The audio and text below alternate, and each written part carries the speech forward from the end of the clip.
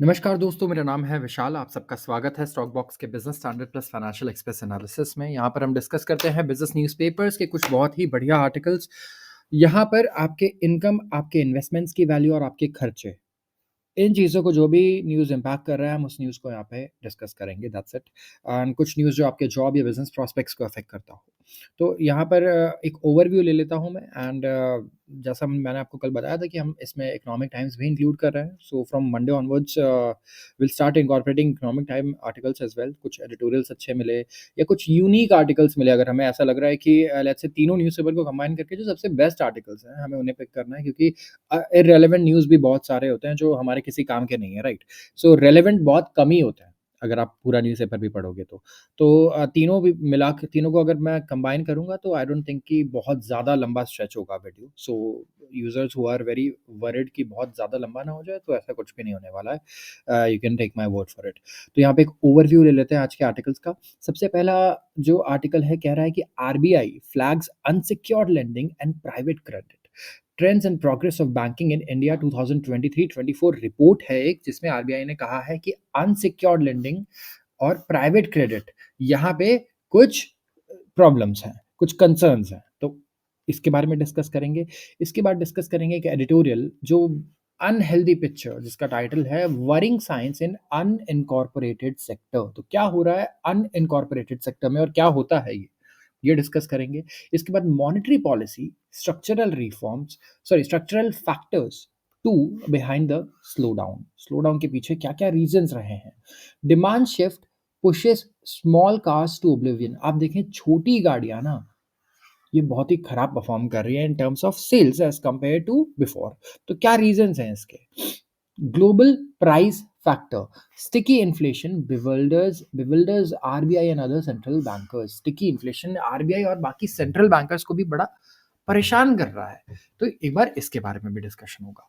तो यहाँ पे शुरुआत करते हैं हम लोग सबसे पहले आर्टिकल से। आरबीआई यहाँ पे फ्लैग किया है unsecured lending and private credit. तो अनसिक्योर्ड लेंडिंग आपको पता होगा, हमने पहले भी डिस्कस किया क्या होता है। जहां आप कुछ कोलैटरल नहीं ले रहे हो, जैसे आपने या तो किसी के जमीन पर लोन देते हैं तो जमीन के पेपर्स बैंक पे रखते हैं, कार के पेपर्स रखते हैं कार लोन में। लेकिन यहाँ पे विदाउट एनी कोलैटरल आप देखोगे तो बस आपने पैसा दे दिया, जैसे क्रेडिट कार्ड में कोई कोलैटरल नहीं होता। तो आरबीआई कह रहा है कि आरबीआई ने कुछ फ्लैग किए हैं कंसर्न्स। कहा है कि जो राइजिंग डिलिंक्वेंसी है ना, डिलिंक्वेंसी मतलब कितने पेमेंट्स जो है लोन के ईएमआईज़ लोग मिस कर रहे हैं। तो ये जो मिस लोग करते हैं इसको, तो ये डेलिंक्वेंसी में आ जाता है। एंड जो सबसे पहले इन्होंने कहा कि ये डेलिंक्वेंसी बढ़ रहा है। दूसरा, लेवरेज जो है ना अनसिक्योर्ड लोन्स में, तो इन्होंने कहा है कि यहाँ पे थोड़ा और विजिलेंस होना चाहिए despite moderation in credit growth. तो क्रेडिट ग्रोथ एक्चुअली थोड़ा मॉडरेट हुआ है। आप देखिए क्रेडिट कार्ड भी कितने कम इशू हुए इस साल, पिछले साल की कंपैरिजन में। लेकिन आरबीआई ने कहा है इसके बावजूद यहाँ पे और स्ट्रिक्टनेस होनी चाहिए। और इनके जो in its annual trends and progress of banking in India 2023-24 report आई है, सेंट्रल बैंक ने हाईलाइट किया है कि जो नीड है यहाँ पे एक थोड़ा और क्लोजर लुक की एट इंटरलिंकेजेस लेंडर्स और प्राइवेट क्रेडिट फर्म्स के बीच में। Gross non performing assets, non performing assets क्या होता है, जो ग्रॉस आपने लोगों को पैसा दिया उसमें से कितने पैसे नहीं आ रहे हैं वापस बैंक्स के लिए, ये डिक्लाइन हो रहे हैं लगातार। यस, अगर आप देखोगे तो एक्चुअली जितने हम लोन पे कर रहे हैं अभी इस टाइम पे, मैक्सिमम लोन जो बैंक को वापस लोग चुका रहे हैं, बहुत ही मतलब कम परसेंटेज है। और ये परसेंटेज और गिरते ही जा रहा है उन लोगों का जो एनपीए है, नॉन परफॉर्मिंग एसेट है, मतलब जो पैसा नहीं लौटा पाया बैंक को। तो ये 13 साल के लो पे चल रहा है, 2.7% मार्च 2024 में, और ये फर्दर ड्रॉप हो गया टू 2.5% सितंबर एंड तक। तो बैंक्स की जो प्रॉफिटेबिलिटी है वो लगातार 6th कंसेक्यूटिव ईयर 2023-24 में बहुत बढ़िया रही। Return on assets 1.4%, return on equity 14.6%। First half of 2024-25 की मैं बात करूं तो बैंक्स का इतना बढ़िया हेल्थ यहाँ पे चल रहा है। अनसिक्योर्ड लोन्स के शेयर्स ना इन टोटल ये बढ़े बाय स्केड्यूल्ड कमर्शियल बैंक्स, और यहाँ पे ये 25.5% हो गए बाय मार्च 2023, जहाँ पे ये थोड़ा सा स्लाइटली ईज होकर 25.3% हुए अ ईयर लेटर। तो एक रिस्पॉन्स में आरबीआई ने इंट्रोड्यूस किया स्ट्रिक्टर नॉर्म्स, और ज़्यादा स्ट्रिक्टर नॉर्म्स आए। यहाँ पे स्ट्रिक्टनेस लाई गई इन टर्म्स ऑफ कि आप किसको लेट्स से लेंड कर सकते हो, कितना आपको risk wait, basically risk wait RBI ने चेंज कर दिया कि आपको कितना ज़्यादा रिस्क वेट असाइन करना है, और वो पहले से और बढ़ा दिया। तो यहाँ पे बैंक्स के पास पैसा थोड़ा सा कम रह गया जो वो अनसिक्योर्ड में दे सकते थे पहले से। हाउएवर कुछ एंटिटीज़ हैं उन्होंने फिक्स किए हैं बहुत हाई सीलिंग्स, जो जिन्हें कंटिन्यूअसली मॉनिटर किया जा रहा है। रिपोर्ट का कहना है आरबीआई ने स्ट्रेस किया कि इम्पोर्टेंस ये बहुत ज़्यादा इम्पोर्टेंट है प्रूडेंस रेगुलेटेड एंटिटीज़ में, कि वो अपने फाइनेंशियल हेल्थ को देखें, उसको सेफगार्ड करें और सिस्टमैटिक स्टेबिलिटी को मेंटेन करें। कुछ टॉप अप लोन्स हैं, इनके बारे में भी अलार्म्स रेज़ किए। कहा गया कि जो प्रोडक्ट्स हैं ना ऑफ़न सैंक्शन होते हैं मिनिमल ड्यू डिलिजेंस से, और यहाँ बहुत लीनिएंट अंडरराइटिंग स्टैंडर्ड्स होते हैं। तो अगर आप इतना लीनिएंट ही पैसा दे दोगे ना, हो सकता है बहुत छोटा लोन हो लेकिन बहुत सारे लोगों को दे दोगे, तो इससे आपके रेशियोज़ खराब हो सकते हैं, फाइनेंशियल हेल्थ पे फ़र्क पड़ सकता है। तो यहाँ पे इस चीज़ का हमें ध्यान रखना बहुत ज़रूरी है, हमें ज़रूरी है कि हम इसके बारे में थोड़ा फ़ोकस करें। तो gross NPA ratios in retail loans अगर आप देखोगे ना, नॉन परफॉर्मिंग एसेट। अच्छा, कौन से ऐसे टाइप के लोन हैं जहाँ सबसे ज़्यादा लोग डिफ़ॉल्ट करते हैं, सबसे ज़्यादा लोग पैसा नहीं लौटाते? नंबर 1 पे आता है एजुकेशन लोन, 2.7% एजुकेशन लोन्स जो है वो नॉन परफॉर्मिंग है ग्रॉसली। अगर आप देखोगे ये पैसे वापस नहीं आ रहे हैं, बैंक्स के पास नहीं ला पा रहे हैं। कंज्यूमर ड्यूरेबल्स जो हम सामान खरीद रहे हैं 2.3%, जैसे लोग आईफ़ोन, इंडिया में तो 90% आईफ़ोन आप देखोगे लोन पे बिकते हैं, ईएमआईज़ पे बिकते हैं। क्रेडिट कार्ड रिसीवेबल्स यहाँ पे हाई है, जी 2.3% लोग क्रेडिट कार्ड जो यूज़ कर रहे हैं नहीं पे कर पा रहे हैं। ऑटो लोन में 1.4% है। बाकी बकाया जो रिटेल लोन है 1.2%। हाउसिंग की अगर आप बात करें तो 1.1% ही है सिर्फ़ ऐसे लोग जो पैसा नहीं लौटा पा रहे हैं, जो डिफ़ॉल्ट कर रहे हैं। इसके अलावा loan against shares and bonds में तो 0.6%, लोन अगेंस्ट एफडी में 0. सिर्फ़ 2%। तो ये ओवरऑल डेटा है। तो आपको समझ में आया कि एजुकेशन लोन और जो सामान खरीद रहे हैं, ऑनलाइन शॉपिंग कर रहे हैं लोग या क्रेडिट कार्ड खर्च कर रहे हैं, ये 3 वो लोग हैं इस टाइम पे इंडिया में जो सबसे ज़्यादा डिफ़ॉल्ट कर रहे हैं इस वक़्त ओवरऑल बैंकिंग में। शुरुआत करते हैं नेक्स्ट आर्टिकल का। Unhealthy picture worrying signs in unincorporated sector. National Statistical Office जो है रिलीज किया है इन्होंने एक annual survey of unincorporated sector enterprises, ASU-SE, Tuesday को। जो ऑफिशियल प्रेस रिलीज है इन्होंने नोट किया कि जो number of small informal establishments हैं, जैसे कि इनफॉर्मल एस्टैब्लिशमेंट्स क्या हुए, जो रजिस्टर्ड नहीं है कहीं भी, जो एज अ कंपनी काम नहीं कर रहे हैं, ये बेसिकली छोटे छोटे बिजनेसेस हैं जो आप गलियों में देख रहे हो या कहीं पे भी देख रहे हो। एंड ये एक्चुअली एम्प्लॉयमेंट वगैरह काफ़ी अच्छा प्रोवाइड करता है। ये करीब स्मॉल इनफॉर्मल एस्टैब्लिशमेंट्स जो हैं वो 13% बढ़े हैं बिटवीन 2023 अक्टूबर से लेके सितंबर 2024, 1 साल में, compare to the same period a year prior. तो नंबर ऑफ जॉब्स जो है ये भी बढ़ा, जो इन लोगों ने प्रोवाइड किया, लेकिन कम रेट से बढ़ा, इतने ज़्यादा रेट से भी नहीं। एंड इसको as a good sign present किया जा सकता है कि कोई भी जॉब ग्रोथ जो है वो वेलकम हम उसे करते हैं, कहीं भी अगर जॉब ग्रोथ आ रहा है तो। लेकिन एग्रीगेट लेवल पे ये बड़ा हार्ड है ये देखना कि जो गुड इंडिकेटर है इकोनॉमी का ओवरऑल, क्योंकि इन पर्टिकुलर ज़्यादातर जो ग्रोथ है इन एस्टैब्लिशमेंट्स का और जो जॉब्स है वो आता है ओन अकाउंट एंटरप्राइजेस से, OAE बोलते हैं इसे। तो आप बोलोगे यार ये कौन से एंटरप्राइजेस हैं ओन अकाउंट एंटरप्राइजेस? ये बेसिकली वन पर्सन या फैमिली शॉप्स होते हैं जो वर्कर्स को रेगुलरली हायर नहीं करते हैं।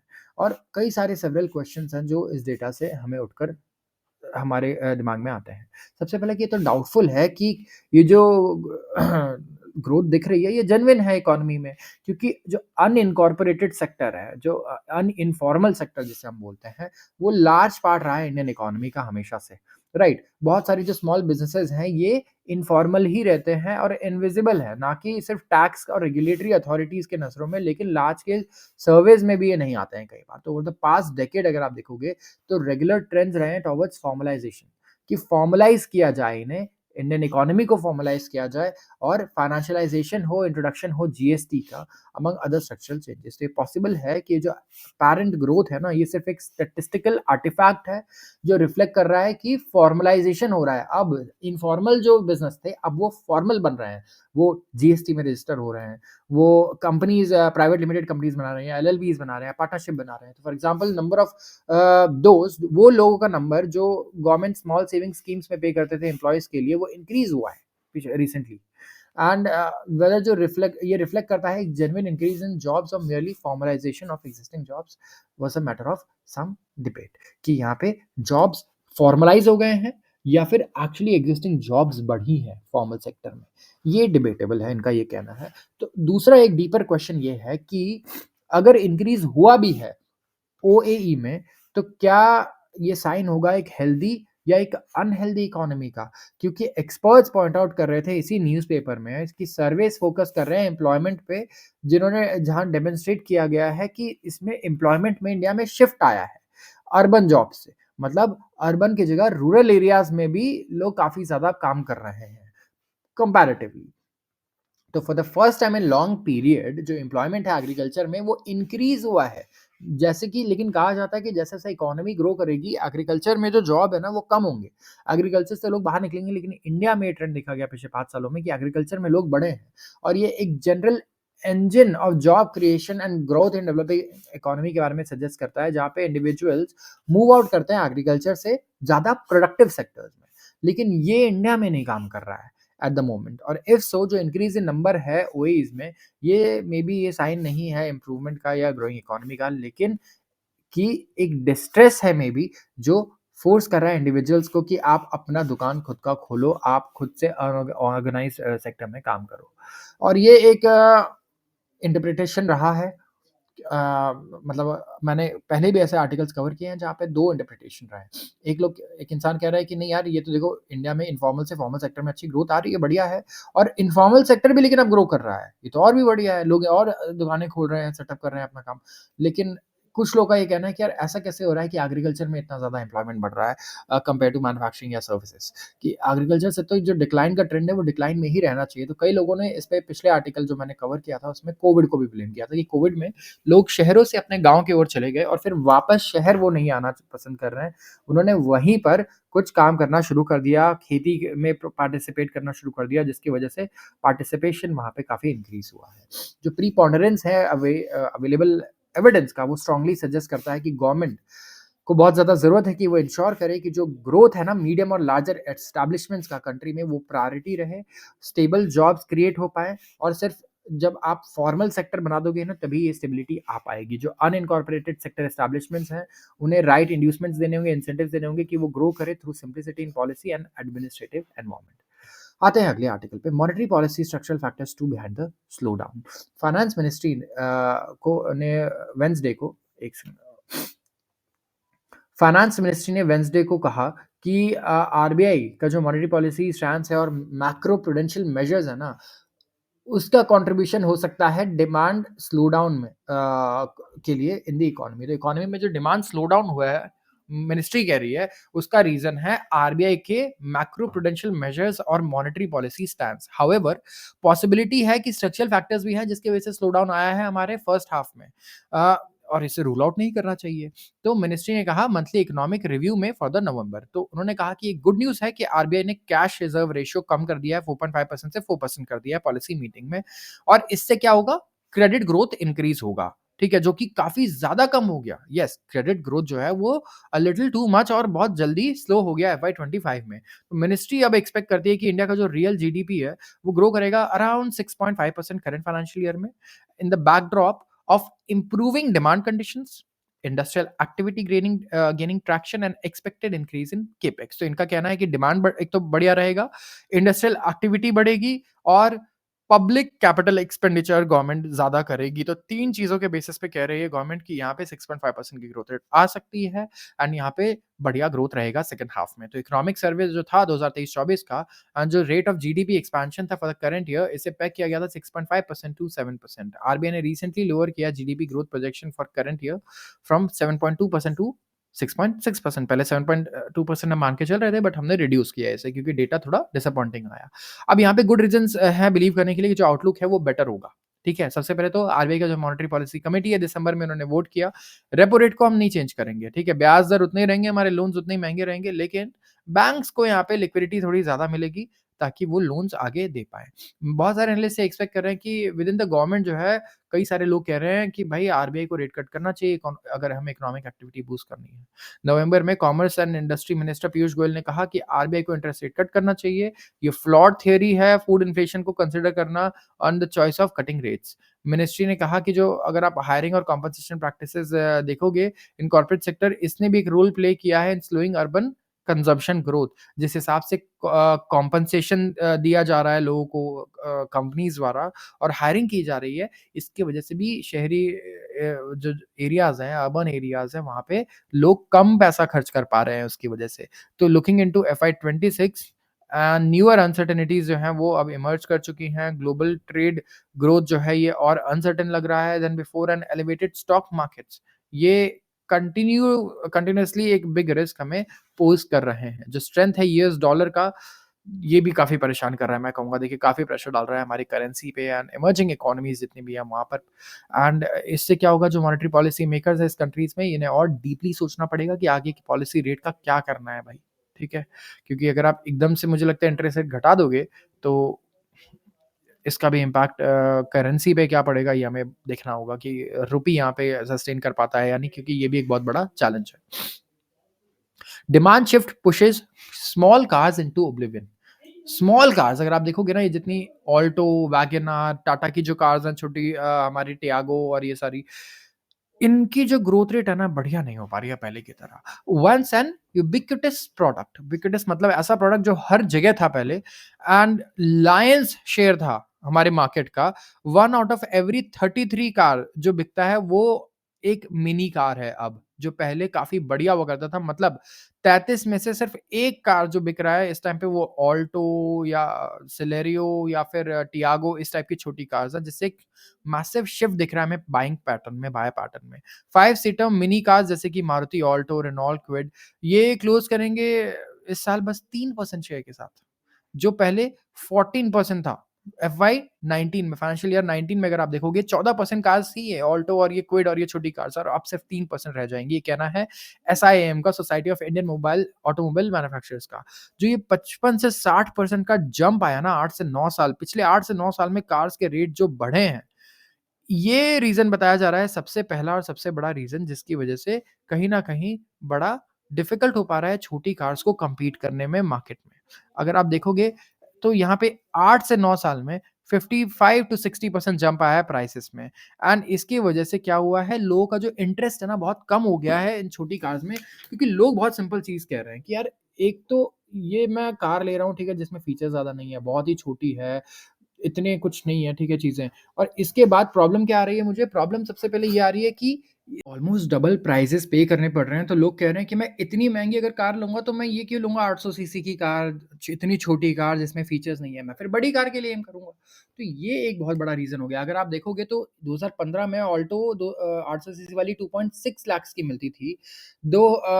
इस टाइम पे अगर आप देखोगे, तो ये एक्स शोरूम प्राइस इसका मिनिमम 4 लाख रुपीज़ है। जो रेगुलेटरी चेंजेज़ आए हैं ना, वो एक बहुत बड़ा रीज़न है कि कार के दाम बढ़े हैं। मतलब हमारे यहाँ कार्स में, छोटी कार्स भी अगर आप देखोगे, तो वहाँ जो सेफ्टी के स्टैंडर्ड्स हैं, वो बढ़े हैं। एमिशन के स्टैंडर्ड्स एकदम यूरोपियन वाले हम लाने की यहाँ पे कोशिश कर रहे हैं। इसके अलावा एक जनरल इन्फ्लेशन भी बढ़ा, और पेट्रोल प्राइसेस भी 70% बढ़ चुके हैं पिछले 9 सालों में। तो जो डिमांड है लार्जर और मोर स्टाइलिश व्हीकल्स की, बेटर कनेक्टिविटी ऑप्शंस के साथ, वो भी एक रीज़न रहे हैं कि कॉस्ट ऑफ कार्स काफ़ी बड़ा है, काफ़ी ज़्यादा बढ़ चुका है पहले से। अब देखोगे कितने सारे फीचर्स आ रहे हैं कार्स में, ऑटोमेटेड फीचर्स, एडास आ रहा है, ये सारी चीज़ें आ रही हैं, तो ये भी रीज़न्स हैं कि कार्स पहले से ज़्यादा सेफ भी हैं, अगर आप कंपेयर करोगे। तो एंट्री लेवल व्हीकल ना, यहाँ पे इनको सबसे बड़ी चोट पहुँची है। इनका ओनरशिप कॉस्ट बहुत ज़्यादा है, और कॉशियस कंज्यूमर स्पेंडिंग यहाँ पे चल रहा है, तो डेलॉयट का ये यहाँ पे कहना है। तो इंटरनेशनल सर्वे किया गया डेलॉयट द्वारा, जिसमें कहा गया कि इंडिया का हाईएस्ट नंबर 71% ऑफ कंज्यूमर्स हैं जो they are willing to pay connected vehicle services in the world. And pandemic ने एक्सेलरेट किया है demand shift to larger cars. Pandemic के बाद लोग बड़ी कार्स पे फोकस कर रहे हैं, जहाँ ज़्यादा कॉम्प्रिहेंसिव और मॉडर्न ड्राइविंग एक्सपीरियंस मिल रहा है। 360 डिग्री कैमरास है, लार्ज इंफोटेनमेंट स्क्रीन्स हैं। दूसरी एक चीज़ है जो मैं बोलूँगा, एक साइकोलॉजिकल चीज़, आपको नहीं लगता है कि अब आपके हाथ में यूट्यूब और इंस्टाग्राम है। यूट्यूब पे, फेसबुक पे, कहीं पे भी आप हमेशा देखते रहते हो अच्छी-अच्छी कार्स, ये फीचर्स, वो फीचर्स, तो अब आपका जो सिंपल एक होता ना था कि हम परचेज़ करते थे, पहले इतना नहीं देखते थे, राइट? पहले कार की वीडियोज़ कितना देखते होंगे हम 2015 या 14 में, हम लोग देखते थे टीवी पर, राइट? या किसी ने चलाया, किसी ने खरीदा, उसे देख कर के हमने वो कार लिया। लेकिन अब ऑनलाइन इतने फीचर्स देखने को मिलते हैं कि नॉर्मल कार भले हम वही अफ़ोर्ड कर सकते हो, लेकिन हमारा मन नहीं होता कि हम ये परचेज़ करें। बिकॉज़ वो सैटिस्फैक्शन हमें नहीं मिलेगा। एंड लोग यूजुअली कार्स, बाइक्स, ये सारी चीज़ें सैटिस्फैक्शन के लिए भी लेते हैं काफ़ी ज़्यादा, ना कि सिर्फ़ यूटिलिटी के लिए। तो एंट्री लेवल कार्स जो हैं, वो ट्रेडिशनली फ़ेवर की जाती थी पहले, स्पेसिफिकली रूरल एरियाज़ में। लेकिन अगर आप देखोगे, तो यहाँ भी कंज़्यूमर प्रेफ़रेंस हमें चेंज होता हुआ नज़र आ रहा है। टू व्हीलर सेल्स में बड़ा रिवाइवल है। अगर आप रूरल सेगमेंट में भी देखोगे तो टू व्हीलर सेगमेंट में काफ़ी बढ़िया ग्रोथ है एंड रूरल मार्केट जो है रिवाइव करेगा। स्कूटर ओनर्स जो हैं ये अपग्रेड करना चाहते हैं स्मॉल कार्स पे, लो कॉस्ट कार्स पे। तो स्मॉल कार्स बहुत नेसेसरी है हमारी इकोनॉमी में और सोशल कंडीशंस में, आरसी भार्गव जी का कहना है, जो चेयरमैन है मारुति सुजुकी के। एंड लास्ट जब मैंने इनका स्टेटमेंट कवर किया था मारुति सुजुकी के चेयरमैन का, तो खुद कह रहे थे कि वो बहुत ज़्यादा बुलिश नहीं है अभी, कि एकदम से डिमांड बहुत बढ़िया हो जाएगा स्पेसिफिकली छोटी गाड़ियों के लिए। इनका कहना है कि कुछ साल लगेंगे कि इंडिया का पर कैपिटा इनकम जो ग्रोथ है वो इतना हो पाए कि वो कार्स को खरीद पाए, क्योंकि कार्स के दाम जो पर कैपिटा इनकम ग्रोथ है उससे ज़्यादा तेज़ी से बढ़ गए हैं पिछले 10 सालों में। तो वो एक्सपेक्ट कर रहे हैं, उनका कहना है कि मैं एक्सपेक्ट कर रहा हूँ कि रिवाइवल आएगा, मतलब ग्रोथ आएगा, एंट्री लेवल कार सेगमेंट में भी ग्रोथ आएगा, लेकिन ये कब आएगा? ये आएगा FY 26 में। एसआईएम का डेटा स्टे करता है कि जो टू व्हीलर सेगमेंट है ये 14% से ग्रो किया है year on year and 14 million million units यहाँ पे ये हो चुका है। ग्रोथ में 21% जंप तो हमें वॉल्यूम्स ऑफ स्कूटर्स में देखने को मिली है टू 4.78 मिलियन यूनिट्स। तो काफी बढ़िया यहाँ पे हमें ग्रोथ दिख रही है टू व्हीलर सेगमेंट में इस टाइम पे इंडिया में। लेकिन जो एंट्री लेवल कार्स हैं, नहीं, यहाँ पे बहुत ज़्यादा कुछ ख़ास इंटरेस्ट नहीं है लोगों का। जो सेलर्स हैं यूज़ कार के, वो भी बिलीव करते हैं कि जो कार बायर्स हैं, उनका बजट 5 लाख या उससे ज़्यादा है बेसिकली चूज़ करने के लिए फ्रॉम प्री ओन्ड सेगमेंट। तो लोग जो पुरानी कार्स भी ले रहे हैं, वो ये एंट्री लेवल कार्स नहीं ले रहे हैं पुरानी, वो ले रहे हैं फिर 5 लाख के बजट के साथ या उससे ज़्यादा के बजट के साथ थोड़ी अच्छी प्रीमियम कार्स लेना चाह रहे हैं सेकंड हैंड। तो कस्टमर एक्सपेक्टेशंस जो हैं वो बहुत तेज़ी से बढ़ रहे हैं, चेंज हो रहे हैं। और जो एंट्री लेवल कस्टमर भी है, वो बढ़िया इंफोटेनमेंट सिस्टम ढूँढता है, connected features, airbags, well maintained. आप देखेंगे जो 4 साल की प्री ओन्ड कार्स हैं, जिनमें वारंटी आते हैं, वो लोग प्रेफ़र कर रहे हैं कि मुझे आप सेकंड हैंड कार दे दो रादर देन नई खरीदने के, जहाँ पे कोई फीचर नहीं है, मैं वो नहीं खरीदूँगा। तो ये एक बहुत बड़ा रीज़न है। आते हैं अगले आर्टिकल पे, the global price factor, sticky inflation bewilders RBI and other central banks, long years of inward looking policies by government to blame. यहाँ पे बात हो रही है ग्लोबल प्राइस फैक्टर की। अच्छा देखिए, इन्फ्लेशन और महंगाई इंडिया की प्रॉब्लम नहीं थी सिर्फ, ऐसे हमारी इंटरनल प्रॉब्लम है ये, बट पूरी दुनिया में ये प्रॉब्लम चल रही है अगर आप देखोगे कोविड के बाद से स्पेसिफिकली, क्योंकि पैसे का सप्लाई कोविड के बाद काफी ज्यादा आ गया था मार्केट में, तो इन्फ्लेशन बढ़ना वाज वेरी नेचुरल। ठीक है, तो यहाँ पे अगर आप देखोगे स्टिकी इन्फ्लेशन ये बिविल्डर कर रहा है आरबीआई को और दूसरे सेंट्रल बैंक्स को भी। तीसरा वीक चल रहा है, sorry, in the third week of October, जब तीसरा वीक था अक्टूबर का, तो आईएमएफ ने कहा एक ब्लॉग पोस्ट में कि अच्छे गुड न्यूज से स्टार्ट करते हैं। लगता है कि जो ग्लोबल बैटल है, लड़ाई है ग्लोबल इन्फ्लेशन के अगेंस्ट, वो अब ज्यादातर जगह पे हम जीत चुके हैं।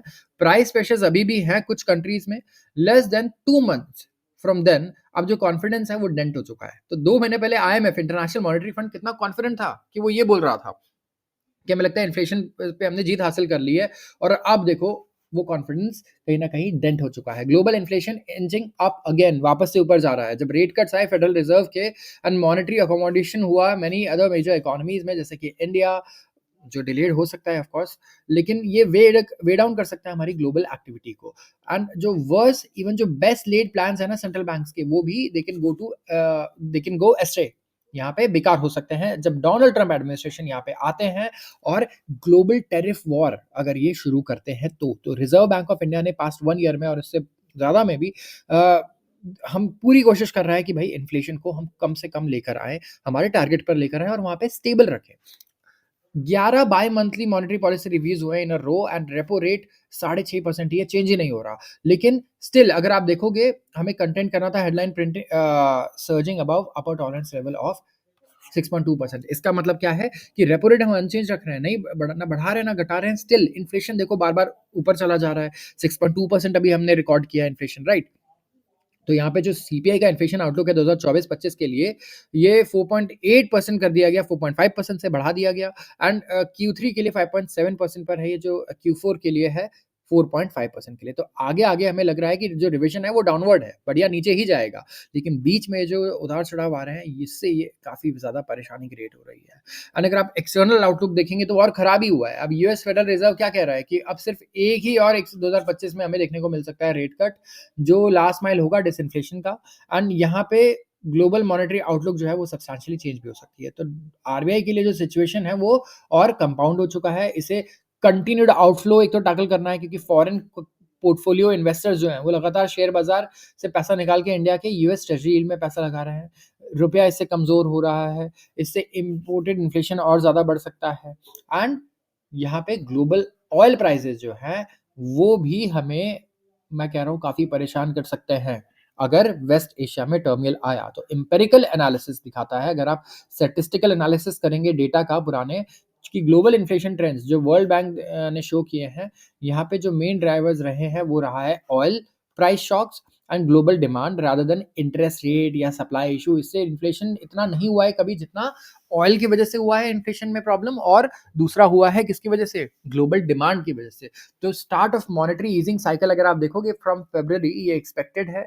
जो स्मूथनेस है साइकिल का ये कंटिजेंट है किस पे? Sustenance of moderate energy prices पे and mitigation of input cost pressure for businesses. तो यहाँ पे दो चीजों पे बेट करिए गवर्नमेंट सेंट्रल बैंक्स कि एक तो भाई देखो ऑयल प्राइसेस हमारे मॉडरेट ही रहेंगे, नहीं बढ़ेंगे यहाँ से ऊपर, और जो इससे हमारा इनपुट कॉस्ट प्रेशर जो है बिजनेस के लिए वो थोड़ा नॉर्मल ही रहेगा, वो भी ज्यादा नहीं बढ़ेगा। तो बिजनेसेस का अगर इनपुट कॉस्ट नहीं बढ़ता है तो ओवरऑल वो भी अपने प्रोडक्ट के प्राइसेस नहीं इंक्रीज करेंगे आगे। जो डोमेस्टिक इकोनॉमी है, economy's growth pangs which looks more structural than cylindrical और transitory has made RBI task enviable. यहाँ पे अगर आप देखोगे जीडीपी ग्रोथ रेट ये प्लंज नीचे होकर के 7 क्वार्टर लो पे आ गया 5.4% पे, एंड जो ज्यूरी है इट इज आउट कि क्या जनरस मॉनेटरी अकोमोडेशन जो है ये सिचुएशन को सैल्वेज कर पाएगा। मतलब इसका मतलब क्या है? ये कह रहा है कि क्योंकि हमारा ग्रोथ रेट 5.4% आ गया तो और जेनरस मतलब थोड़ा मैं बोलूंगा बेसिकली इंटरेस्ट रेट को घटाने वाले तरफ पे यहाँ पे बात हो रही है, या फिर लिक्विडिटी को और इंक्रीज करने सीआरआर के थ्रू अगर हम पैसे का फ्लो बढ़ाए इकोनॉमी में तो क्या इससे ये प्रॉब्लम सॉल्व हो सकती है आरबीआई द्वारा। आरबीआई के डिप्टी गवर्नर माइकल पात्रा ने कहा, उन्होंने ओपिनियन दिया कि जो स्लोअर जीडीपी प्रिंट है ना ये रिफ्लेक्ट कर रहा है effect of repeated inflation shocks. जो इकोनॉमी की प्रोडक्टिव कैपेसिटी है वो और स्ट्रेन नजर आ रही है। पास्ट ईयर हमने एक डिबेट देखा कि क्या आरबीआई का जो इन्फ्लेशन टारगेटिंग फ्रेमवर्क है इसमें हमें ट्वीक करना होगा कुछ, क्योंकि हम फूड इन्फ्लेशन पे इतना ज्यादा फोकस कर रहे हैं, हमेशा डिस्कस करते हैं। तो फूड आइटम्स को हटाओ डेटा से, फूड आइटम्स कौन से ब्याज दर से सही हो जाएंगे। तो क्वेश्चन ये है कि monetary tools aren't rather blunt ones to address this issue, even though higher food prices जो है ये spillover effect ला सकते हैं personal services पे, consumer goods पे, and ये capable है कि और generalized inflation को बढ़ाएं अगर इनको अनचेक्ड रखा गया तो फूड इन्फ्लेशन भी बड़ा डेंजरस है, ये कूद करके दूसरी चीजों में आ सकता है और उन्हें और ज्यादा बढ़ा सकता है। तो जो लेस अटेंशन देना चाहते हैं फूड इन्फ्लेशन को और बेंचमार्क इंटरेस्ट रेट सेट करना चाहते हैं, तो वो सीपीआई इन्फ्लेशन जो है वो फूड को एक्सक्लूड करके साइड करते हैं। कहते हैं कि यार हमारा सिर्फ 3.1% इन्फ्लेशन है, आप फूड को हटाओ ना। लेकिन ओवरऑल इन्फ्लेशन जब सडनली बढ़ा, जब कोर इन्फ्लेशन जो एक्सक्लूड करता है वॉलेटाइल कंपोनेंट जैसे कि फूड फ्यूल, वो बिलो 4% ही रहा है लास्ट 12 मंथ्स में। तो कोर इन्फ्लेशन हमारा नॉर्मल ही रहा है। यहाँ पे जो प्रॉब्लम आई है हमेशा से हमारे फूड इन्फ्लेशन में आई है, जो वॉलेटिलिटी है सबसे पहले तो स्टेबिलिटी नहीं है। अगर ये आ भी जाता है ना 4%, किसी को यकीन नहीं होता कि यार ये 4% रहेगा अगले महीने भी, इतनी वॉलेटिलिटी है। तो कहीं ना कहीं यहाँ पे रैशनलाइजेशन की बात चल रही है कि थोड़ा रैशनलाइज करना पड़ेगा इसे, एंड इसे और कंटेम्प्रेरी बनाया जा सकता है, फूड को एक्सक्लूड किया जा सकता है इन्फ्लेशन टारगेटिंग फ्रेमवर्क से, एंड ये टैंटामाउंट होगा to turning a blind eye to people's perception experience of how prices impact their purchasing power. अब कल ही हमने डिस्कस किया है, कल का वीडियो आप जरूर देखना। इंडिया में अगर आप देखोगे तो कितने सारे लोग अर्बन एरियाज में भी आई थिंक 40% ऐसे लोग हैं जो बेसिकली मैं कहूँगा जो अराउंड 50% खर्चा करते हैं किस पे? फूड पे।